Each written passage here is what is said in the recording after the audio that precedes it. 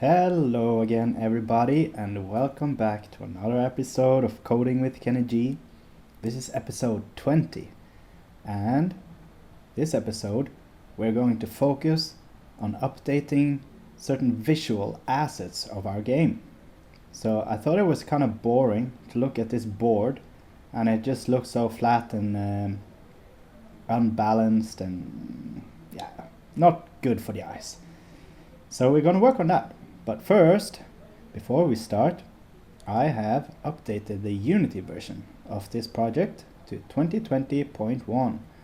So this is the newest version, and I thought it was a good idea to just update it and get used to it if there's anything new happening. So please do that before we start. Alright, so I'm just going to show you what I've done, because I had to sit by myself and just tweak everything a little bit to make it look cool, and then I'm gonna go through step by step what I did so you can follow along. So let's press play here. This is a new thing in 2020. I don't know why, but it takes a little bit more time to press play. Anyway, this is our new board. There's a few new things happening here. First of all, I modified the lighting of the scene to be a little bit more vibrant, and I've modified the tile materials to have textures on them. So it looks a little bit better, a little bit more real. And finally, I've updated our move path to be a little bit more give a little bit more contrast and a little bit more action, so it looks a little bit better. So let's go through and see what I did. I need to keep the play on here in order to show you, because our board is spawned when all the characters are spawned when we press play. So I'm just gonna go through and show you what I've done. So first of all, I modified the directional light. The directional light is the global light of the scene. Before it was kind of pointing like this, 60 degrees probably, something like that. And then you see that it has a direction to it, right? Which also casts shadows on our game board. But I thought it was wiser to light our board directly from the top. So we're just going to modify the rotation and on the X and the Y axis to light it top down. There we go. And then I added a point light to the scene. So a point light, if we turn it off, the scene is going to look like this. So it's fairly dark actually. But if we add a point light, and this guy, if you see down here in the scene view, is positioned hovering above the center. So it's at 5, 4, 5 at position. And I adjusted the range to a fairly large degree actually. Let's put it real small, and then you see what happens when we increase the range. So you just have this nice softened attenuation, might be the word. My value was 80 for the range there. And then I also adjusted the light color to be like a warm, slightly warm yellow. Right, so that's the lighting setup. Now, let's have a little bit of a look at these tiles. So, if I zoom in here, we now have our even and our odd tiles and our special tiles. They are now textured. So, these guys are made in Photoshop or a similar program. So let's go over to Photoshop. First of all, you want to get used to creating most textures in a video game is power of 2. That is because it's way more efficient for the computer to handle, or rather our game engine is as well as computers, to handle textures in power of 2. So you want to keep them at like 256 by 256, 512 by 512, and then you keep them in power of 2. Also, typically you want to create textures like the initial texture, that your working texture, in a fairly high resolution, and then you can downscale from there, which is much better. You don't want to create a small image and try to upscale, because computer algorithms that upscale, it always makes like these artifacts, and it doesn't look nice. So always make them larger, probably the largest that you're ever going to use, and then downscale from there. Anyway, so our width and height is 1024 by 1024. Yeah. Okay. Then what I did here was that I worked in using basic shapes like a rectangle, and this guy is just a basic shape, a rectangle, no fill, but I add a stroke and 15 pixels. And then for our even tiles, here's a circle in the middle, and for our odd tiles, I just made a rectangle or a square, and then I rotated it. And for our special tiles, I added 2 more squares, and then I rotated them. And finally, I added a texture on top to make it look like a wooden tile, and then I just reduced the opacity of that texture to 20%. So I found a texture at texturehaven.com. All of their textures are public domain, so you're allowed to use them for anything you want, which is important. Don't take textures from people without you have to follow the license rights of the particular texture. But in this case, it's public domain, texturehaven.com. Okay, and then I saved these guys out as 3 different files. So if we go to our project, and then I made a new folder called textures, and inside of there I added our 3 different tiles. So tile even, tile odd, and tile special. These are called diffuse textures. And then in our materials folder, for our even, odd, and special tile, I assigned each of those into the albedo. Albedo is the same as diffuse. So if I click on this little circle here, I can assign them. So I assigned the even, odd, and special textures to each of these. Also, in our material, on each of these, I adjusted the smoothness variable to 0.2. And then I adjusted the tint color of each of them. So for the even, it's a very dark, mid-saturated blue. For the odd, it's a nutty brown, very saturated brown.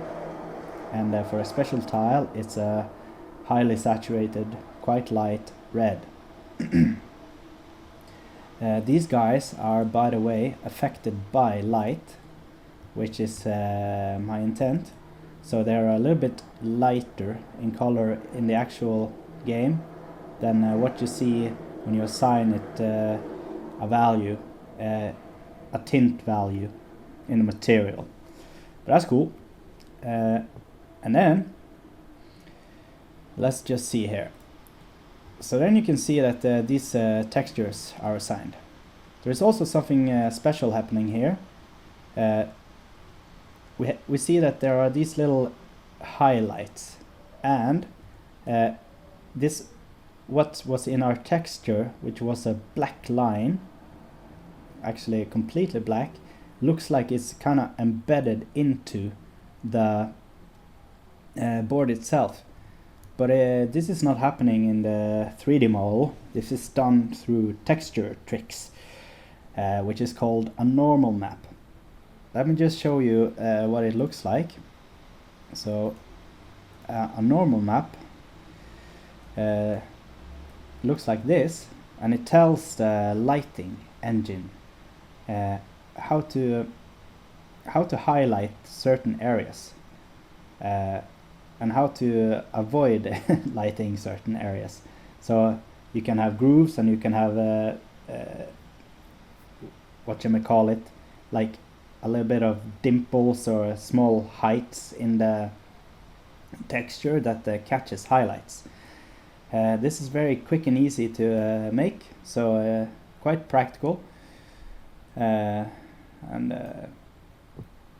a lot of games do this. So let's see how I actually made these excuse me, made these normal maps.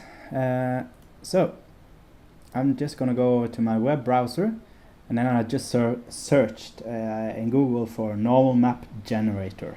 This is the first guy that shows up, and I've been using it for years. It's a normal map generator. It can actually generate different sorts of maps for based on texture, which is really fast way to do this. So the trick is to just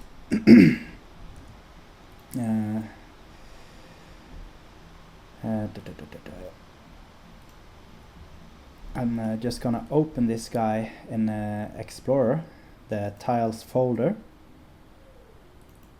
There we go.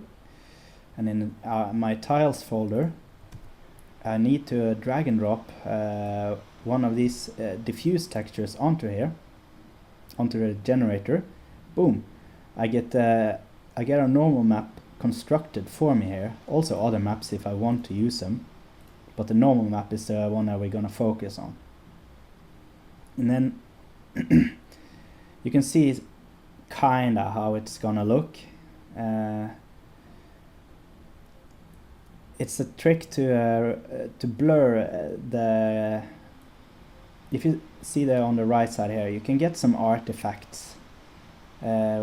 These sort of jagged lines. You might want to blur these guys out, so you can soften. excuse me. The normal map. Then you're just gonna rename this guy to something. For example, this is tile even, and then I'm gonna call it normal. You press download, and then you're gonna drop that guy into your project. This guy needs to be assigned a texture type. So you have to go to texture type and then choose normal map, and then down here you have to click apply. Then that guy is made into a normal map. Good. And then finally we have to assign the normal map to our material. So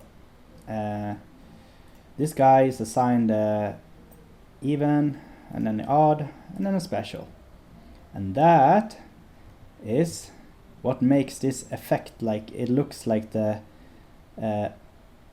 graphic I produced in the texture. It looks like it's kind of embedded into the tile, which is a cool little trick. So it just looks a little bit more lifelike. Okay, so that's it for our tiles. Now finally I've modified our movement path. Excuse me, just a quick glass of water. Alright, our movement path is now moving a little bit upwards, if you can tell, and it takes up a little bit more space, so it's a little bit more visible in our game view. Okay, so let's have a look at how I did that. So we can select our prefab, the tile prefab, and then we can watch it in the scene view and modify our move path particles.